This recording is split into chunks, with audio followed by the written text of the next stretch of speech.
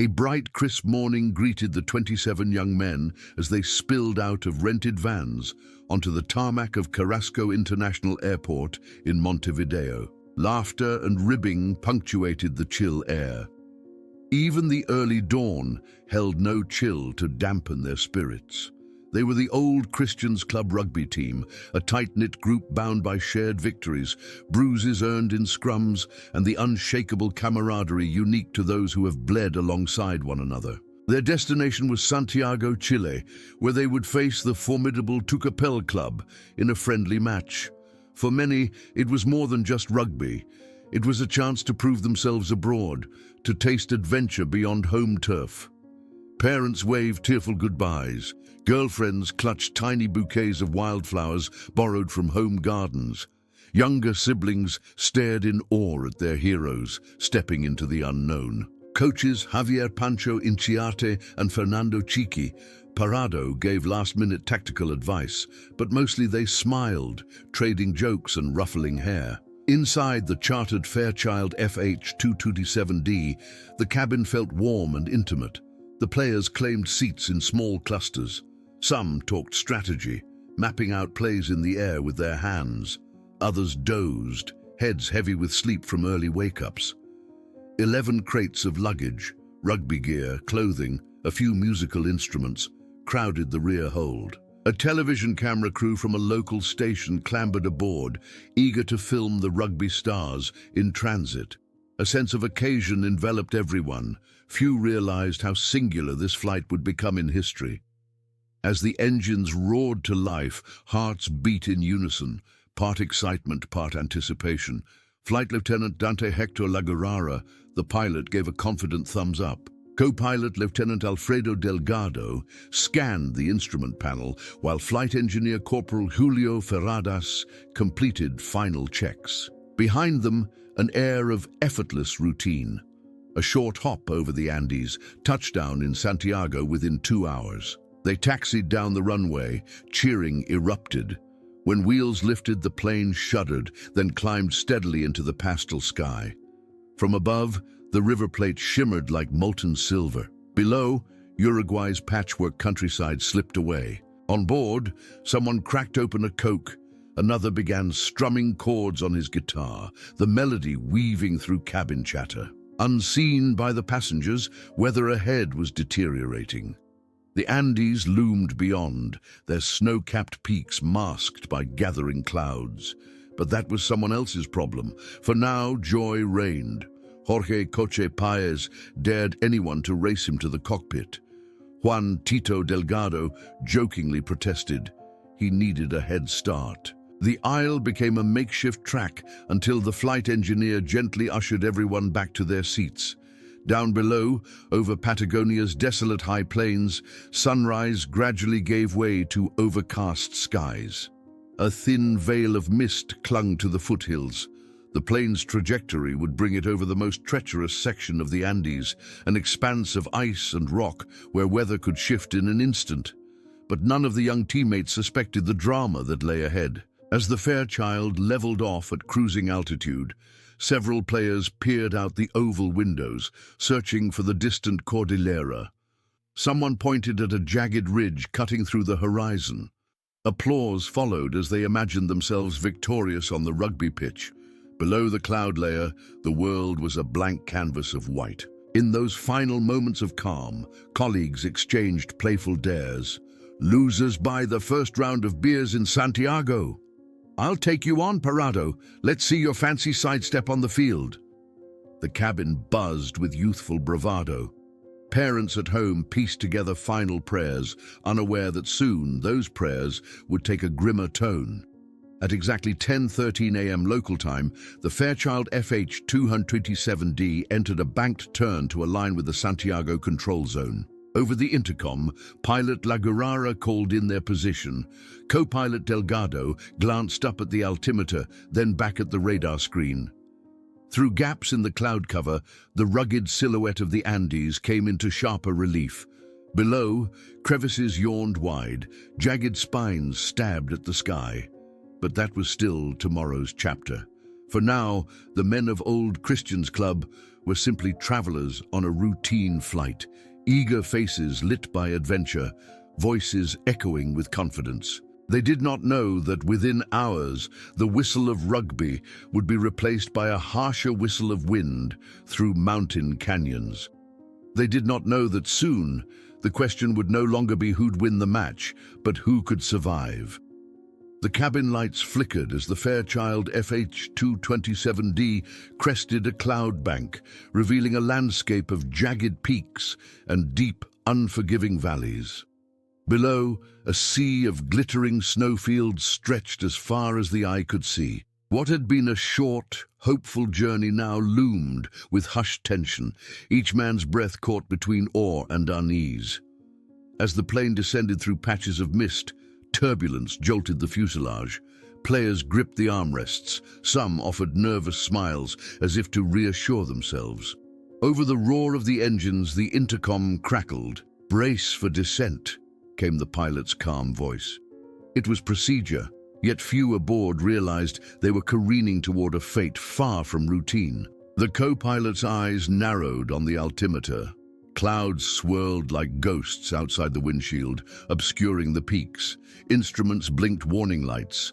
In the back, bound by seatbelts and the false security of protocol, the rugby players exchanged uneasy glances. Next to him, Fernando "Chiqui" Parrado whispered a prayer under his breath.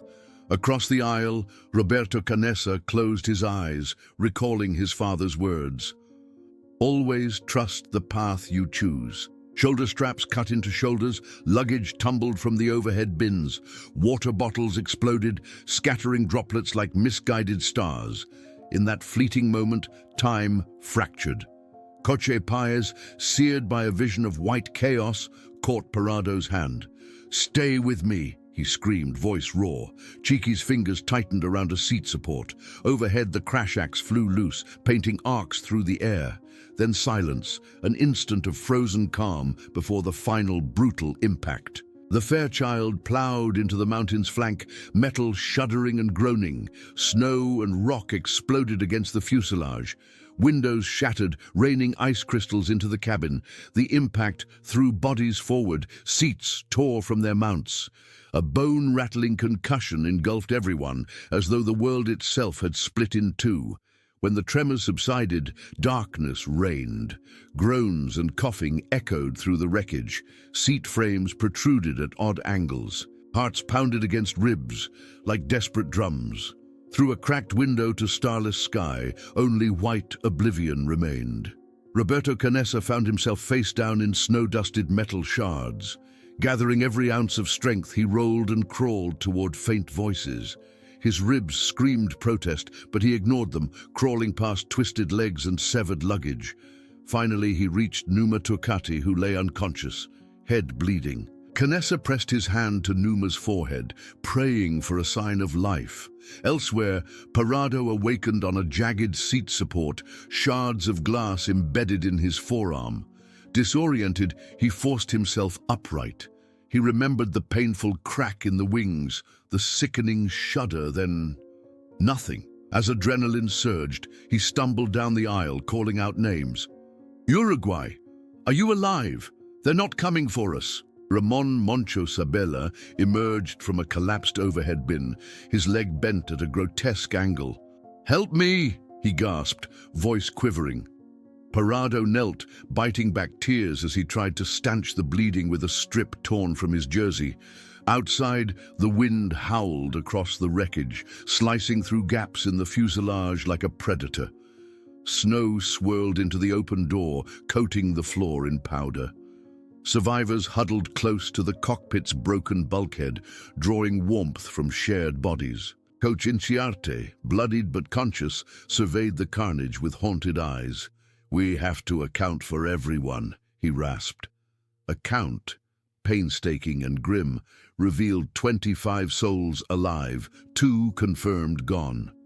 They didn't yet know the identity of the first casualties. Guilt spilled through every chest. If only they'd sat 2 rows back, or if the pilot had held a different line. Might things have been different? Evening settled in an instant. Pressing through the clouds, darkness swallowed the survivors. They lacked sleeping bags, food, radio, even water. Hope flickered like a dying candle. Every man faced the same agonizing thought. Rescue was unlikely. Communication lines were cut. Their last transmission left no clear coordinates. No one knew where they were. As the temperature plummeted, the living formed small clusters. In one corner, Canessa and Parado exchanged determined glances. "We'll get out," Canessa declared, voice steely despite frost biting his cheeks. "We have to." Parado nodded, every tremble of his body punctuating his resolve. Some prayed aloud, others wept quietly. The roar of the wind outside mirrored the terror in their hearts. One by one, chattering teeth went silent. They realized the mountains were not simply barriers, they were executioners. Yet even in that abyss of fear, a spark remained, a promise unspoken, to endure, to survive, to see home again. As the Atlantic night wrapped the Andes in its icy embrace, the 25 survivors pressed together, sharing the slim warmth of fellowship. Above them, the stars wheeled indifferently, distant lamps unaware of human suffering. In the hushed, reverent calm, they awaited either rescue or death, neither knowing which would come first. The first hour after the crash was agony incarnate, a blur of pain, confusion, and frantic hope. As the groans of the wounded echoed through the twisted fuselage, the survivors began the grim task of assessing who remained alive and who had succumbed to the mountain's fury. Every discovery of a fallen comrade ripped fresh tears from throats still raw with shock. Roberto Canessa pressed a trembling hand to his side, checking the ragged tear in his jersey sleeve for blood. A dull ache throbbed in his ribs, but adrenaline drowned out the pain. He crawled toward the cockpit, calling softly, "Pilot, are you there?" The cockpit lay in ruin, instruments shattered, seats mangled, the windshield cracked wide open to the stars above. Through the gap, pale light revealed the bloody form of Flight Lieutenant Dante Lagurara. His uniform was torn, his breathing shallow. Canessa cradled the pilot's head, voice cracking, "Sir, tell me you're alive." But Lagurara's eyes fluttered once, fixed in a vacant stare, and then remained closed. Nearby, Juan Tito Delgado stumbled upon the body of Corporal Julio Ferradas, the flight engineer who had been so meticulous with his pre-flight checks. Ferradas lay half-buried beneath a mountain of luggage crates, his face smudged with frost and dust. Delgado knelt beside him, brushing away snow, but found no pulse. A strangled cry escaped the young player's lips as he straightened, hands shaking violently. The first two deaths cast a long, merciless shadow. Survivors huddled in clusters, some too shocked to move, others weeping in silent horror. Fernando Chiqui Parado wrapped a bloodied scarf around a teammate's wound, his own forearm trembling where glass had torn his flesh. He murmured a prayer for strength, for courage, but the icy wind snatched his words and scattered them across the mountain's features. In the dim, collapsing cabin, Coach Javier Inciarte took charge with trembling authority. His voice rang out, cracking only once when he announced, "2 are gone, we have 23 left." He paused to let the count sink in. "We will survive. We must stay together." The men exchanged pained nods, though inside, many felt a fierce, nameless sorrow. Their bonds of fraternity had been tested already, and 2 had failed. Outside, the temperature plummeted by the minute. Frigid gusts blasted through the shattered tail section, spraying the interior with hail-like snow. Teeth chattered uncontrollably, and breath crystallized on beards and eyebrows. One by one, survivors tore strips from jerseys to plug gaping holes in the fuselage, attempting vainly to seal out the cold. Amid the chaos, Ramon Moncho Sabella, his leg grotesquely twisted, realized his injury was beyond his strength to endure alone. Parado and Canessa fashioned a makeshift splint from a broken seat frame and a piece of luggage strap, binding Moncho's calf to a metal beam. Moncho bit down on a jacket sleeve as Parado jammed the strap tight, adrenaline coursing through them both. Nearby, Numa Turcati groaned and pulled himself from under a heavy metal crate. Blood coated his forehead, but he pressed on, crawling to a small group clustered near the wing spar. There, they found Francisco Pancho Delgado, one of the team's most gentle souls, her lifeless with a single terrible wound to his chest. A stunned hush fell. Even the wind seemed to pause. A soft sob broke the silence. Someone's sister, grown cold, had been there earlier, gazing out the window. She would never hug him again. Each new loss felt like a betrayal by the mountain itself. Fathers imagined their sons never returning. Mothers grieved preemptively. The survivors, though battered and mourning, forced themselves to keep counting, to keep moving. They covered the bodies with seat cushions and torn flaps of carpet, marking each with a neatly folded jersey. There was no time for broken sobs. The climb to rescue would demand every ounce of will. As night deepened, a pale sliver of moon rose over the peaks, casting the wreck in an ethereal glow. In that fragile half-light, Coach Inciarte rallied the remaining men. "We have water from the melted ice, but not enough food. We are in the heart of the Andes, where no one will find us soon. Our only chance is to stay united, to stay warm, and to stay alive." By the end of the first hour, 23 souls huddled together in the shattered belly of the Fairchild. 2 had already been claimed by the mountain, a sobering reminder of the stakes. Yet, in their midst, a steely resolve gleamed in their eyes.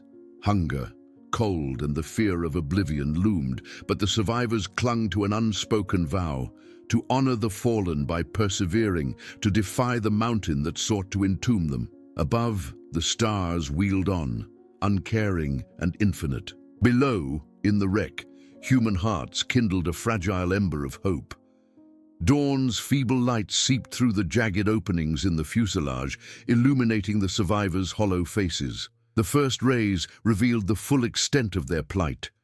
Seats twisted like scrap metal, luggage strewn with eerie randomness, and the pale, unmoving forms of 4 more teammates, bodies stiff as graves, faces turned eternally toward the sky. Grief seized each man anew as they realized the death toll had risen to 6. Coach Inciarte lowered his voice and led a solemn count. 1, 2, 3. Each name uttered was a hammer blow, each tally another weight on souls already bowed by sorrow. A silence deeper than the Andes themselves settled over the cabin. No wind howled, no engines droned, only the soft rise and fall of chests, the quiet weeping of young men confronting lives they would never reclaim. Outside, the Andes remained indifferent, their towering peaks carved in unforgiving stone, their ice fields eternal. Families back home, unaware of the survivors' desperate measures, had already received the news of the crash. Newspapers across Uruguay and Argentina carried headlines announcing the tragedy. Rugby team missing after Andes crash. All hope lost for Flight 571.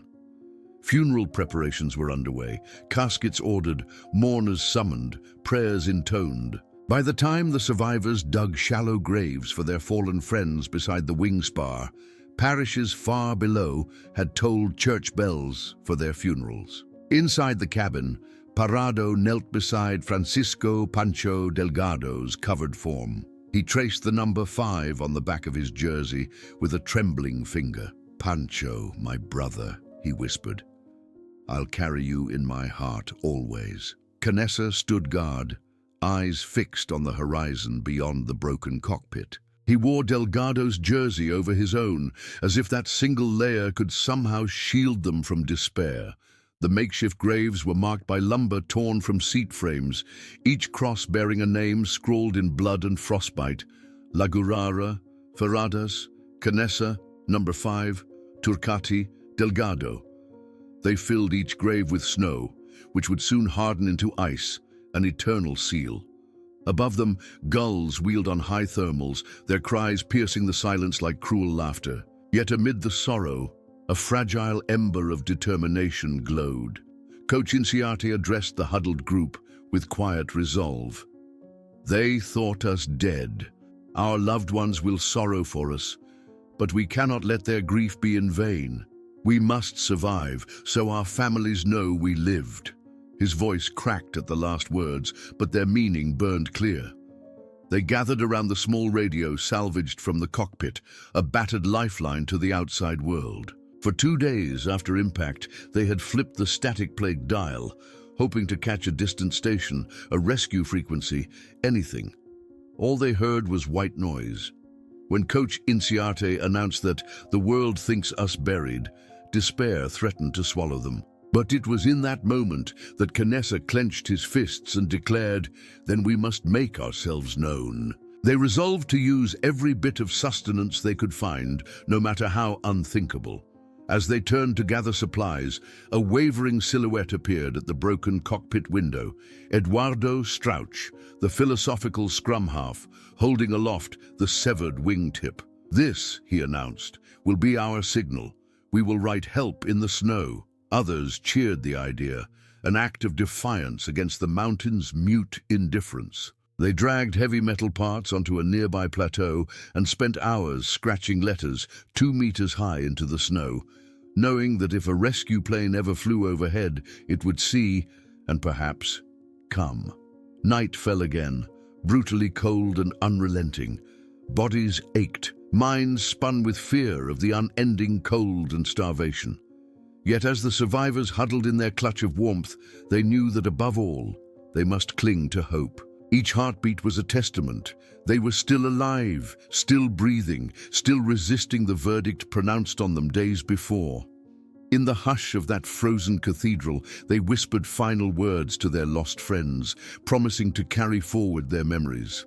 And as the wind moaned through the broken fuselage, their vow rang clear: they would endure, beyond mourning, beyond death's shadow, to stand again in the sunlight, to defy the somber condolences that had marked their unheard funerals. A harsh wind rattled the fragmented fuselage as dawn bled grey across the jagged peaks. In the brittle half-light, the survivors stirred from their fitful slumber, if it could be called that, and confronted the day's brutal reality. They began by lighting a fire in the cockpit's hollow shell, feeding it insulation strips and seat cushions. Around the flickering flame, they huddled in a tight circle, each man's face etched with exhaustion and fear. Their first task was the radio. For days, they had keyed frequencies until their fingers bled, hoping for the crackle of a distant rescue crew. But this morning, static remained their only reply. Coach Inciarte swept the dial with trembling hands. "Nothing," he said at last, voice hollow. "They're not listening." The truth landed like a boulder. No planes would come. Somewhere below, in a warm operations room, officials had swept them from search logs and marked them among the dead. Silence stretched in the icy air. The only sound was the drone of the wind and the occasional creak of twisted metal. In that emptiness, hope wavered. Some survivors stared blankly into the cockpit wreckage, as though willing the radio's needles to twitch. Others pressed their ears to the ground, straining to hear the distant thrum of engines. But there was nothing, only the mountain's indifferent hush. On the plateau outside, the help sign they had carved into the snow stood pristine in the cold morning light, its clean lines undisturbed. Eduardo Strauch ran a gauntleted hand along one letter, then turned to the group. "They must have seen it," he said, though his voice quavered. They must have. But even he could not meet their eyes. As the hours dragged on, despair threatened to unravel them. Hunger gnawed like a rabid beast, and the cold seeped through every improvised layer. Chiqui Parado lit a bundle of cotton from a salvaged flare gun, hoping for smoke bright enough to catch distant eyes. They ignited it at the edge of a ridge, sending a pillar of acrid grey into the sky. They watched breathlessly, but the smoke curled back downward, then vanished in the wind. No distant roar answered their plea. In the midst of frustration, tension blossomed. Some survivors accused the others of hoarding scraps of chocolate or rationing water unfairly. Old arguments resurfaced, chewing wounds like carrion, but were quickly stifled by Coach Inciarte. "Our quarrels will kill us faster than the cold," he warned. "We survive or we perish together." They fell silent, ashamed that their fear had unleashed such bitterness. That night, As the stars wheeled overhead, a small group gathered around a battered map scavenged from the plane. Canessa traced a route with a frozen finger. "The only way out is on foot," he said. "We're at 3,600 meters. If we follow the mountain ridge southeast, perhaps we reach civilization."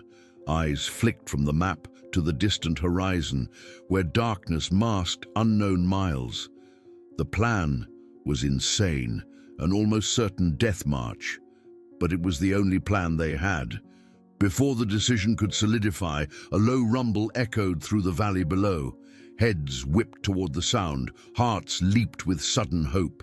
Could it be rescue? The rumble grew into a muted drone, but it was not the steady thrum of a search plane. It was the haunting howl of an avalanche, a great wall of snow and ice cascading down a neighboring peak.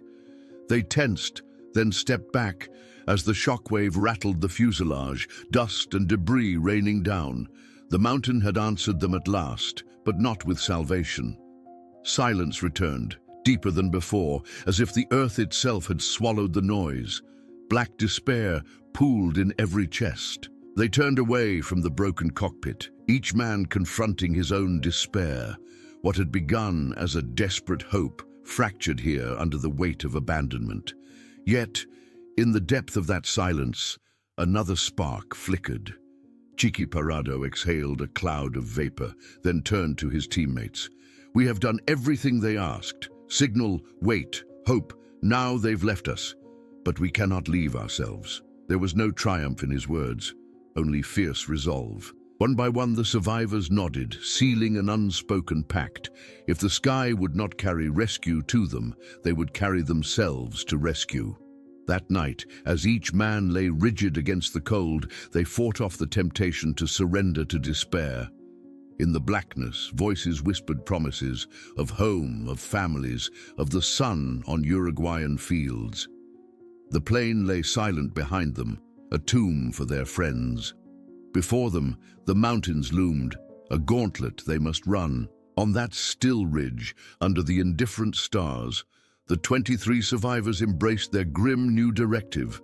The mountain had spoken its judgment, but they, the living, would write their own fate. The morning light revealed the plain like a gutted carcass against the vast white of the Andes. 23 gaunt figures emerged from the fuselage, blinking against the glare. Frost clung to eyebrows and lashes, lips were cracked and blue. Each breath felt like inhaling shards of ice. Hunger gnawed so fiercely that even the promise of water barely stilled its roar. They gathered in a semicircle around the small fire they had coaxed to life in the cockpit shell, feeding it insulation and shards of leather. The flames sputtered and crept, refusing to burn too brightly, lest they expose their fragile refuge to unseen predators. Around that weak hearth, the survivors shared what little food remained. 4 small cans of tuna, a handful of chocolate bars reduced to crumbs, and a few slivers of cheese. Each man took only a bite, pressing the morsel against his tongue to savor warmth before swallowing. The rest was stored for emergencies, every scrap measured in heartbeats of survival. Roberto Canessa watched them eat, his own ration no larger than a fingernail. His stomach twisted, but he forced down the bite. If he showed weakness, the others might lose hope too. Beside him, Fernando Chiqui Parado huddled over his injury, the glass in his arm frozen into his flesh like cruel beads. He bit his lip to keep from crying out as he sipped the tiniest mouthful of water, each drop dripping reluctantly down his throat. Outside their makeshift sanctuary, the wind howled over the ridge, sending gusts of hail and snow crashing through the broken fuselage. The survivors huddled close, shoulders pressed together, drawing what warmth they could from each other's bodies. Every muscle ached, hands trembled uncontrollably. Fingers, stiff with cold, could scarcely tie a knot or light a match.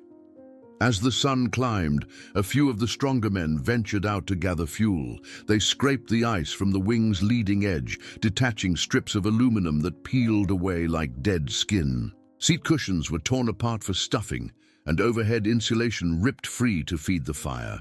Each return to the cockpit was a battle against exhaustion, legs burning with lactic acid, lungs rasping for air. Inside, Coach Javier Inciarte tapped out a slow rhythm on a seat frame, calling for order.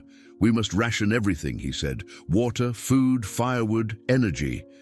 He allotted one mouthful of water per man and one bite of food, to be taken only after the day's tasks were done. Every scrap of metal and cloth was to be inventoried and put to use.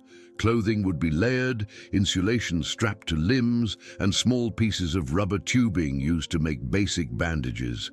But the greatest enemy was hunger.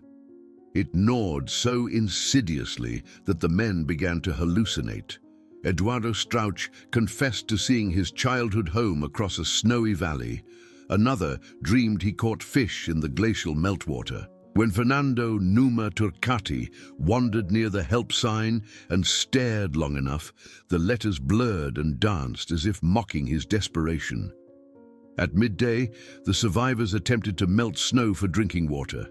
They filled a battered metal tray with fresh powder and held it close to the embers. Thin rivulets of water ran down, collected into tin cups, then frozen again as soon as they left the heat. Every drop counted. No one dared spit near the fire for fear of losing precious warmth. To combat the cold, they fashioned sleeping bags, layers of sweaters, shirts, and seat cushions lashed together with strips of parachute cord. They slept in shifts, 2 hours on, 2 hours off. Any longer, and they risked hypothermia. When one group stirred, they would stamp their feet and snap frozen limbs to restore circulation before the next group lay down. Yet between these rotations, time dragged like a heavy shroud. The mountainous silence weighed on them, broken only by distant avalanches, roars that sent shockwaves rattling their bones. Each man thought of home, a mother's voice, a girlfriend's smile, children's laughter. These images became more vivid than the snowy landscape around them, fueling a fierce desire to live. By the fourth day, hunger had hollowed their eyes. Skin hung from cheekbones in icy strips. Even Parado's once florid humor turned grim. When someone suggested boiling the seat leather for soup, he quipped, "At least it's protein." Everyone laughed briefly, the sound brittle but healing. Humor, they realized, was as necessary as food. It kept their spirits alive when their bodies felt dead. On the fifth night, with water nearly gone and fire reduced to glowing embers, Coach Inciarte gathered them close. "My brothers," he began, voice low but firm, "we cannot endure like this forever. The mountain starves us and freezes us, but it cannot break the spirit that brought us here." He pulled from his pocket the last chocolate bar, half-eaten, and broke it into pieces. One by one, he handed out the shards. "A gift," he said, "from those who came before us. For all the hunger and cold that threatened to consume them, they still had each other." As the embers died, a cold resolve crystallized among the survivors. They would endure, not just for themselves, but for the friends they had buried and the families waiting below. Hunger might hollow their bodies, cold might steal their warmth, but their will to survive burned brighter than any flame. The dawn sun slanted down the steep slope, painting the wreckage in pale gold. 23 gaunt faces emerged from the fuselage like ghosts, each weighed down by exhaustion and grief. They gathered around the battered map spread on a seat cushion, its edges curled and smeared with frostbite. In the fragile light, lines seemed to shimmer, paths to safety etched in ink, now blurred by months of wind and snow. Roberto Canessa traced his finger along the ridge that cut southeast through the mountainside. His voice trembled, though his eyes burned with resolve. "This is our way out," he said, tapping the highest peaks they must cross. "From there we descend toward the valley where I know there's a shepherd's hut." He inhaled sharply. "It's more than 100 kilometers, but it's our only hope. They must move or perish." Coach Javier Inciarte stood, voice firm. "We make a pact," he announced. "No man will go alone. We go together, or no man goes." Nods rippled through the group. That pact, born of camaraderie and necessity, would bind them in a covenant stronger than the freezing wind. They began to prepare. First, they stripped the plane of everything not nailed down. Seat cushions for padding, strips of rubber hose for makeshift boots, torn parachute cords for harnesses. Each man wrapped himself in layer upon layer of clothing, flight jackets over rugby jerseys, sweaters under windbreakers, seat covers strapped to backs like spines of a crooked tortoise. Their breath steamed in ragged clouds, and every movement felt like lifting lead. Fernando Chiqui Parado, the unofficial heart of the group, approached Canessa with hesitation. His arm wound, glass frozen into flesh, ached with every step. But he would not be left behind. "I go with you," he said quietly. "I'll make it." Canessa nodded, though doubt flickered behind his eyes. As they organized into groups of 4, each with a leader and a support team, they assigned roles deliberately: who would carry extra chocolate bars and small vials of melted snow, who would bear the makeshift rope pulleys, who would keep pace at the rear to gather anyone who faltered. Eduardo Strauch, the philosophical guide, would navigate by sun position. Numa Turcati would scout ahead, sharp-eyed. They designated a man to carry the help sign's remains, an emblem of their past hope, as a talisman against despair. Before departure, they gathered for a final moment. Coach Inciarte placed a hand on each man's shoulder, meeting their eyes in turn. "This journey will test you like nothing before," he said. "You will face wind that bites, hunger that screams, and darkness that wants to swallow your soul. But remember this: you carry the names of those we buried. You carry their memory in every step. For them and for us, you will endure." The slopes slanted at a steep 30 degrees, a land of hidden crevasses masked by fresh powder.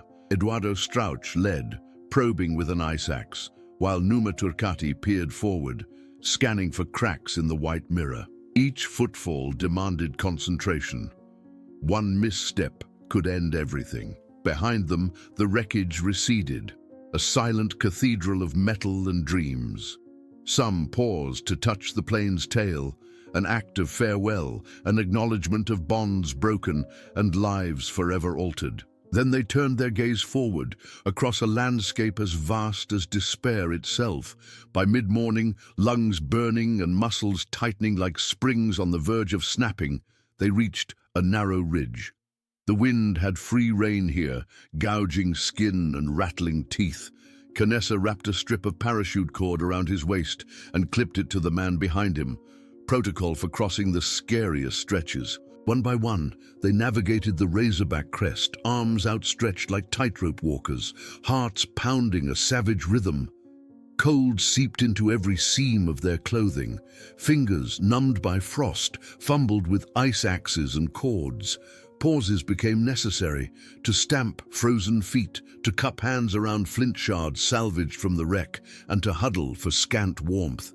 Each moment without movement brought the threat of hypothermia closer. Yet in every pair of eyes glimmered defiance. "I will not die here." In that brief reprieve, paradoxically, they felt nourished, less by calories than by the enduring will to survive. Night fell swiftly. Eduardo Strauch hoisted an oilcloth sheet overhead, fashioning a makeshift shelter for 2 who were too weak to continue. A small fire sparked from a single match, then flickered under Parado's careful coaxing, struggling against the wind's fury. Around those flames, the men huddled, sharing murmured stories of home. Tito Delgado spoke of his sister's wedding, while Moncho Sabella described the taste of his mother's empanadas. Their voices, soft but resolute, wove a tapestry of hope that defied the mountain's cold. Before sleep claimed them, Coach Inciarte whispered to Canessa, "We've taken the first step. Tomorrow, we take another." Canessa nodded, eyes fixed on the flickering fire. "For them," he whispered back. That night, under a vault of stars unblemished by city lights, the survivors of Flight 571 rested, bound by a desperate pact and an unwavering vow to cross the Andes on foot, to return to life, and to ensure their own graves would remain empty. Day 1 of the trek began at first light. The survivors rose stiff and aching, limbs heavy as lead. Their meager fire had long since died to embers. Frost glazed their makeshift camp. Still guided by Eduardo Strauch's compass and the rising sun, they shouldered their scant supplies, 2 chocolate scraps, a few swallows of melted snow, and a handful of improvised tools, and pressed on. The ridge they followed fell away sharply on both sides into yawning chasms. Every step demanded absolute concentration. One slip could send a man tumbling into an icy grave. To guard against that, they remained roped in groups of 4, sliding their feet deliberately, testing holds with ice axes, and leaning into the wind to steady themselves. Seams of blue ice gleamed beneath the snowdrift. The air howled with fury, as if the mountain roared its defiance. By midday, hunger gnawed so fiercely that the survivors could scarcely think. Canessa paused on a ledge overlooking a frozen valley, stomach twisting, heart pounding. He bit into his tiny shard of chocolate as though it were ambrosia. The sweetness stung his lips and bolstered his spirit. Around him, men traded grim smiles, proof that even in exhaustion they found courage to press on. That afternoon brought their first test of endurance. An avalanche swept across their path, fissures cracked in the snowpack, and a wall of white thundered down the slope. Eduardo Strauch lunged forward, planting his axe to anchor the rope line. Others hurled themselves into an ice cleft, hearts hammering as the roar passed. When the roar subsided, they emerged shaken but alive, a reminder that the mountain gave no quarter. Rest stops were infrequent and measured. Each pause risked frostbite. Each movement risked collapse. Still, they kept a steady pace. 4 hours marching, 1 hour to rest and drink. During breaks, Moncho Sabella pressed cold, clotted snow into metal cups, while Parado poured drops into each man's cupped hands. Then, with voices hoarse, they chanted the names of their 9 fallen friends, renewing the vow to honor them by living. On day 3, the route marked a descent into a narrow gully. Walls of ice towered above like cathedral pillars, dripping slush that iced their boots. Progress slowed to a crawl as they navigated hidden crevasses masked by fragile snow bridges. At one near disaster, Numa Turcati broke through, plunging into waist-deep ice. His comrades lunged, hauling him free by harness ropes, shaking but alive. Each rescue forged their bond tighter, reminding them that no one would be left behind. By day 5, strength waned. Feet bled through frozen boots, shoulders ached under the weight of sodden clothing. Eduardo Strauch's face was gaunt, eyes sunken. Parado leaned on his ice axe as though it were a crutch. Yet with each dawn, they rekindled resolve. Before setting out, they knelt and offered silent prayers.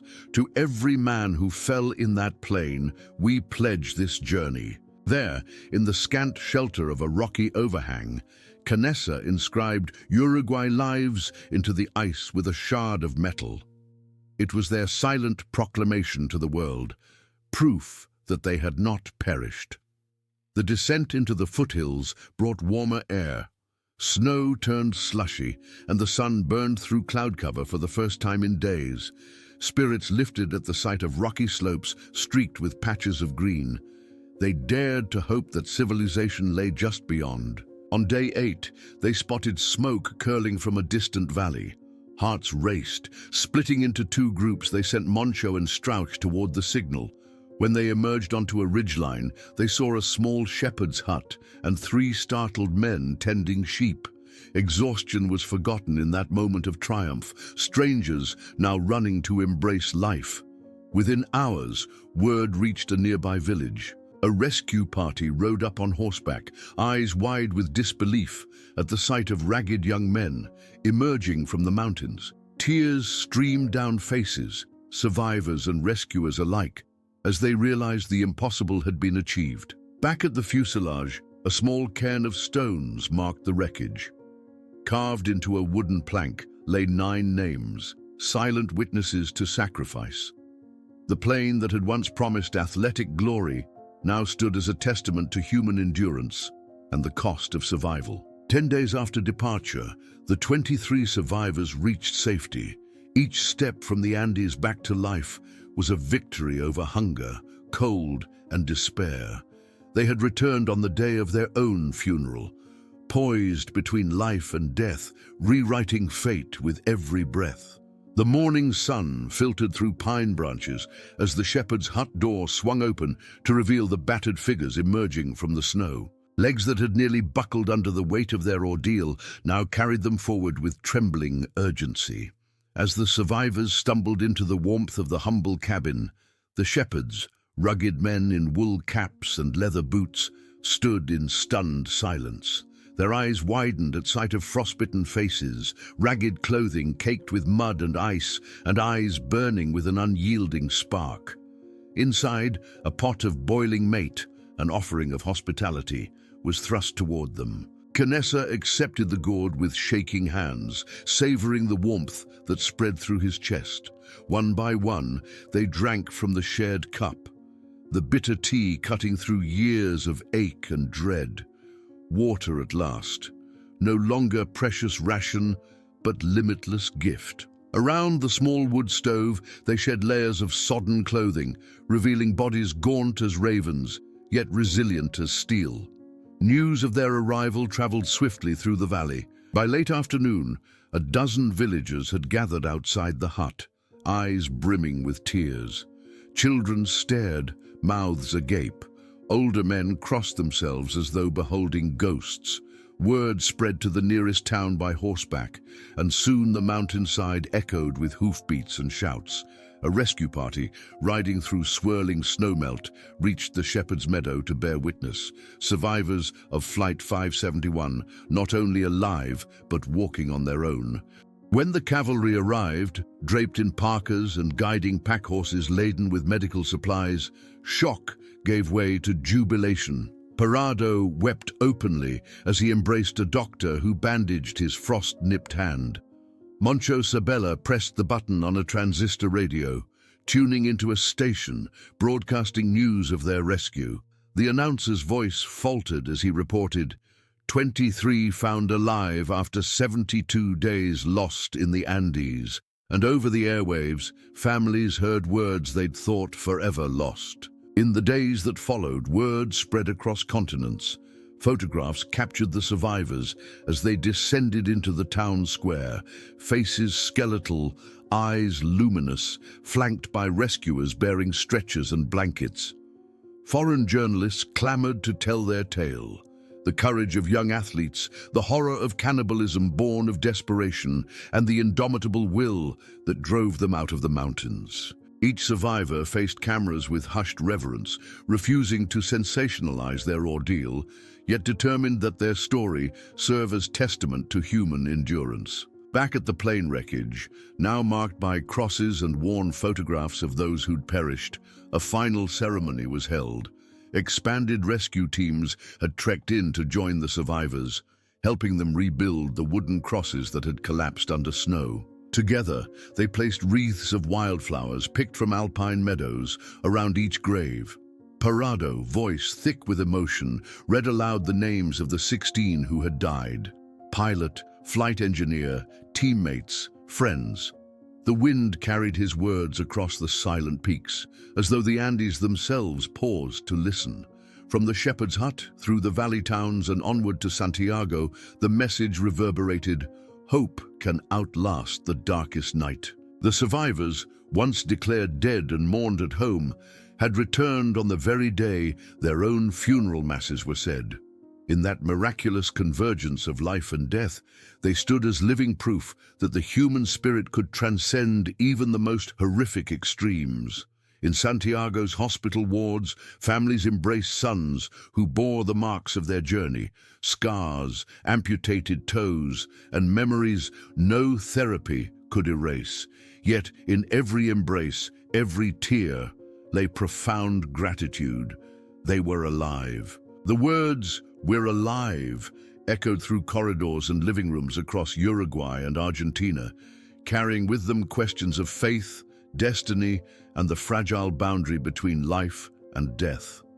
As the survivors slowly regained strength, They began to grapple with the aftermath, public fascination, moral controversy over survival cannibalism, and the complex process of reintegrating into a world that had moved on without them. But in every trial that followed, they drew upon the unity forged on that shattered fuselage, trust, loyalty, and an unwavering belief in one another.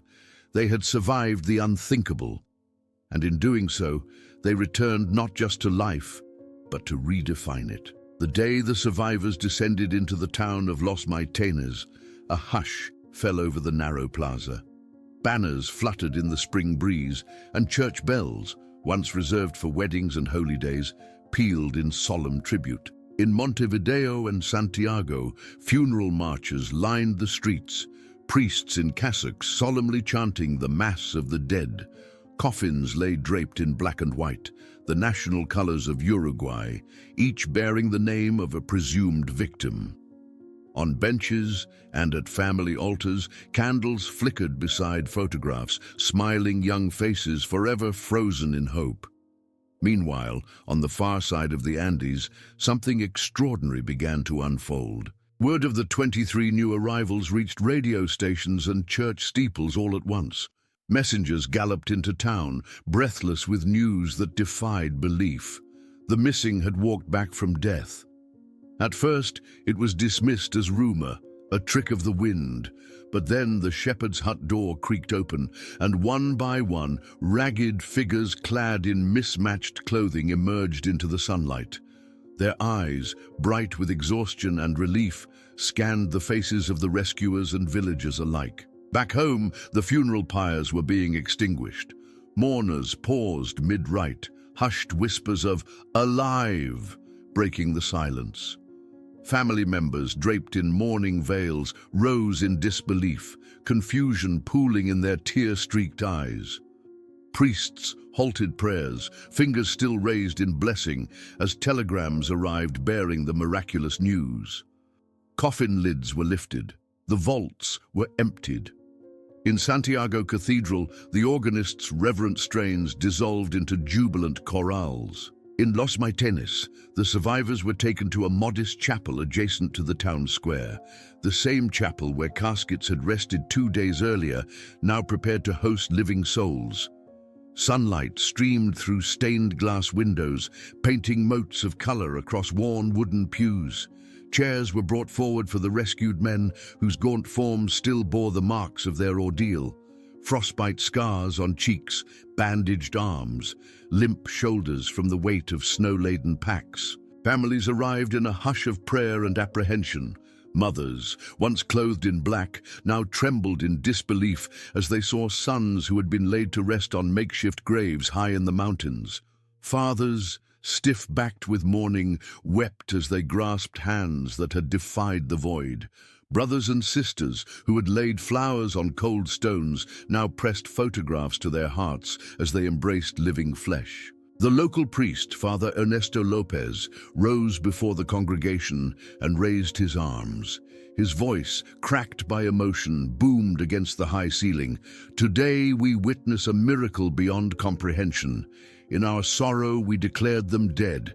Now in our wonder we declare them alive." Hushed sobs rippled through the pews. Then, as if on cue, the place erupted in applause. Outpourings of gratitude that shook the rafters and sent dust motes dancing in the colored light. Outside, crowds swelled. Children perched on windowsills. Journalists jostled for positions, and villagers formed impromptu choirs, singing hymns of thanksgiving. Vendors handed out sugarcane, sweetness to mark sweetness reborn. Horses neighed as they plodded through the throng, their riders waving flags painted with "Welcome Home." The very air seemed to vibrate with renewed joy, yet amid the jubilation lay deeper reckonings. Reporters pressed questions about the survivors' decision to trek across the Andes, about the harrowing choices they had made to stay alive. Some in the congregation shifted uneasily at mentions of cannibalism, an unspoken shadow behind every triumph. But the survivors themselves, ringed by family and friends, spoke of it with quiet gravity, a choice born of love for one another. an act of salvation as much spiritual as physical. They knelt in prayer for the souls of those they had eaten, seeking forgiveness and understanding. As afternoon waned, the survivors took their places before a microphone erected in the plaza. One by one, they spoke about the beauty of the starlit ridges, the fearful roar of avalanches, the warmth of an improvised embrace. They recounted the agony of hunger, the terror of frostbite, and the unbreakable bonds of brotherhood that carried them through. Their words were simple yet profound, a testament not only to survival, but to the transformative power of faith and solidarity. When Roberto Canessa finished, the plaza fell silent. Then Father Lopez read a final benediction. May those who returned be a living legacy to the promise that no darkness is so deep it can overcome the light. Bells pealed anew, not in mourning, but in celebration. Families wept and laughed together, weaving grief and joy into a tapestry that only the human heart could bear. That night, the streets filled with processions not of corpses, but of living heroes. Lanterns bobbed on strings of twinkling lights as neighbors danced, clapped, and sang. Farewell to death gave way to a carnival of life. Children chased flickering flames, elders raised toasts in worn taverns, and musicians struck up familiar tunes that rattled windows. The funeral had been interrupted, subsumed by a greater story, one of resurrection rather than requiem. And as the survivors walked home under a sky ablaze with stars, they carried with them the knowledge that their lives had become something beyond ordinary, a bridge between life and death, a testament to the indomitable spirit that even in the harshest silence of the mountains could be heard singing across the world. In the days following their triumphant return, the 23 survivors of Flight 571 found themselves propelled into a whirlwind of embraces, headlines, and soul-searching. Hospitals and clinics across Santiago and Montevideo were transformed into corridors of reunion. Mothers clutched sons, whose bones were thinner than prayer candles. Fathers wept as they felt the calluses on hands once thought lost forever. Children trembled as they traced the frostbite scars on cheeks with timid fingers. For many survivors, the first reunion was a rediscovery of the world they had left behind. Roberto Canessa staggered into his family home in Montevideo, where his sister Anna waited by the door. The moment their eyes met, she fell into his arms, sobbing, as if her tears could wash away every hour of his suffering. He whispered into her hair that he was sorry for the anguish he had caused, but she shook her head. "You gave us hope when there was none." When Parado entered and she looked up, time itself seemed to bend. The choir's hymn faltered, candles flickered in unison, and for a heartbeat, the world held its breath. Their embrace was fierce, as if to prove that love could conquer even the most harrowing void. Yet amid these tender moments lay heavier reckonings. The media, hungry for sensation, descended upon the survivors with relentless questions. Cameras flashed as they exited ambulances. Microphones probed for lurid details. "How did you choose whom to eat?" one reporter demanded. Another asked, "Did you consider surrendering?" Each survivor answered with solemn dignity, explaining that the painful choice of survival cannibalism had been made only after every other option was exhausted, and that forgiveness was the only path forward. Their honesty resonated with audiences worldwide, igniting debates on morality, desperation, and the sanctity of life. In private, some survivors wrestled with guilt and shame. Numa Turcati refused to look at the photographs of himself in the papers, images of gaunt cheeks and haunted eyes. He found it difficult to reconcile the boy who had climbed into the plane in Uruguay with the man who had climbed out of it in Chile. "I feel like a different person," he confessed to Canessa during a late-night vigil in the hospital courtyard.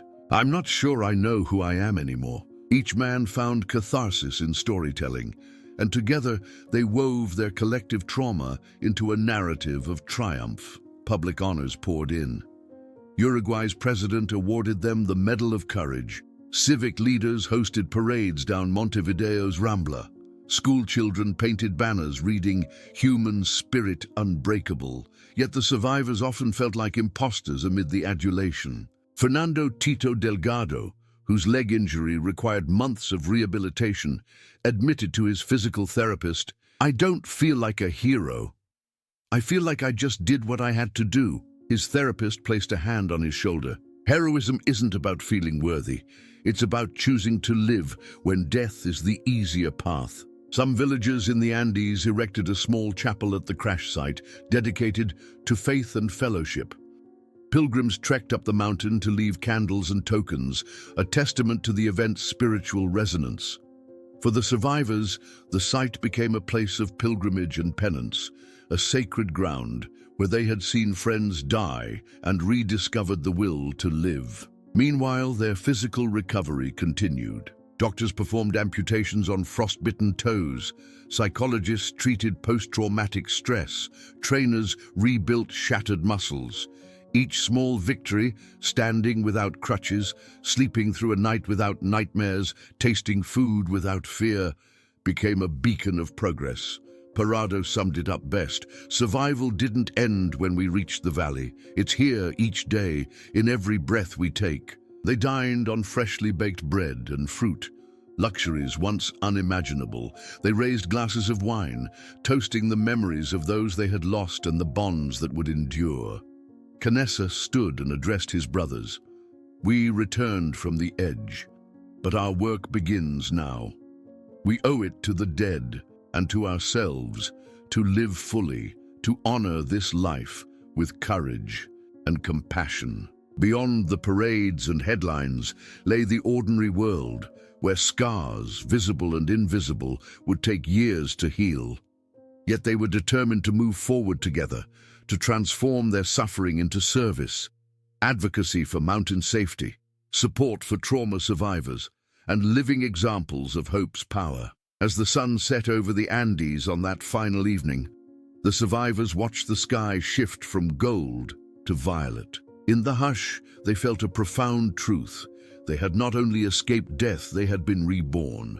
And in that rebirth lay their greatest challenge and their greatest gift: to live beyond mourning, to write chapters of life that honored every breath they'd fought so desperately to take. The days turned to weeks, and the survivors of Flight 571 found themselves navigating a world transformed by their ordeal. Hospital corridors gave way to lecture halls and television studios, where each man was invited to recount the story that had captured the imagination of millions. Yet beyond the spotlight, a quieter journey unfolded, a journey of reintegration, reconciliation, and the search for meaning in a life so narrowly reclaimed. For Roberto Canessa, the transition began with medical appointments. His fractured ribs healed more slowly than anyone expected, reminders of the crash that pulsed with every breath. But physical therapy became a ritual of renewal.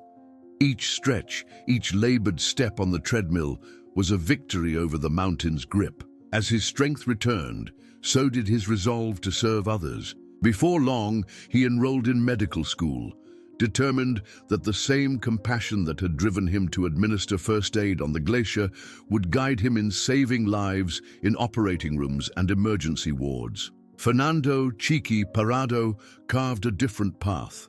He found solace in storytelling, channeling the pain and triumph of those 72 days into memoirs and lectures. Audiences sat riveted as he described the moment he watched his teammate's life slip away and the instant he decided to keep going. Yet Parado's most profound contribution came not from recounting the horror, but from organizing survivor support groups.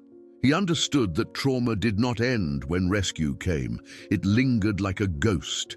His weekly gatherings offered a space for survivors of all kinds: plane crashes, natural disasters, personal tragedies, to share, to grieve, and to heal together. Meanwhile, Eduardo Strauch and Numa Turcati returned to Uruguay to rebuild relationships that had nearly been severed by loss. Strauch reconnected with his fiancée, and they married beneath an oak tree his father planted the year he was born. He became a high school teacher, using the Andes story as a lesson in ethics and human dignity. Tocati, whose passion for photography had flickered in the cold mountains, published a photo essay capturing the stark beauty of the crash site and the faces of the survivors upon rescue.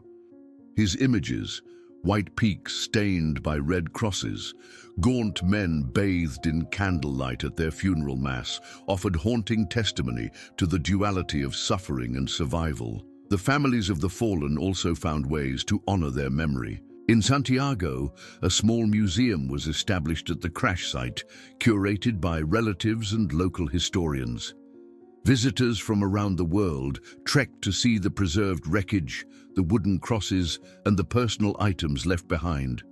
Monuments bore the names of the 16 who did not return: La Gurara, Ferradas, Delgado, Turcati, and 11 others. Each cross told a story of sacrifice, reminding pilgrims that survival carries a solemn debt to those who did not survive. Back home, towns and schools erected scholarships in the names of the lost players. These scholarships funded young athletes and students pursuing medicine or engineering, fields that embodied the courage and ingenuity demonstrated on that icy expanse. Every year, scholarships were awarded amid ceremonies that included a reading of the survivors' vows, ensuring that the values born from that tragedy lived on in new generations. Public debates continued to swirl around the moral complexities of survival cannibalism. Philosophers, theologians, and ethicists engaged in vigorous discourse on whether extreme circumstances could suspend conventional moral judgments. Some church leaders issued formal statements of absolution, recognizing that the men's act, horrific though it was, had been driven by a primal will to live and an abiding love for their comrades. The survivors themselves spoke softly but firmly on this topic. They had acted out of necessity, guided by collective consent and deep remorse. They forgave themselves so that others might learn empathy for those who face unthinkable choices. In quieter moments, each man faced the private weight of survivors' guilt. Nights were sometimes haunted by the faces of friends who did not make it down the ridge. Parado would close his eyes and hear the thunder of avalanches, the snap of frozen branches under his boots, and the fragile sound of human bones grinding in the snow. He found release in ritual, lighting candles on each anniversary of the crash, writing letters to those he had lost, pouring his grief into poetry that whispered truths no public speech could convey. As the 20th anniversary approached, the survivors reunited atop the glacier where the fuselage lay half-buried in ice. They climbed with trepidation, now older, refurbished by time and healing.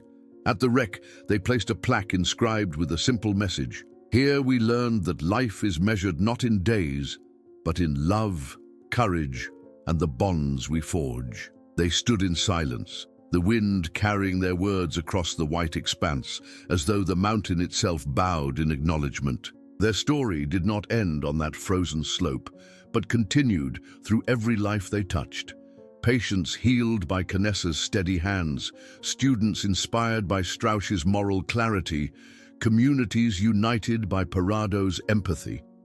Each man transformed his trauma into service, ensuring that the legacy of Flight 571 would be one of hope distilled from despair. And so, long after the world's attention had shifted to new crises, the survivors of the Andes remained living monuments to human resilience. Their lives, woven from the wreckage of tragedy, stood as testament that even when fate pronounces the dead, the human spirit can write its own epilogue, returning on the day of its own funeral to claim victory over oblivion.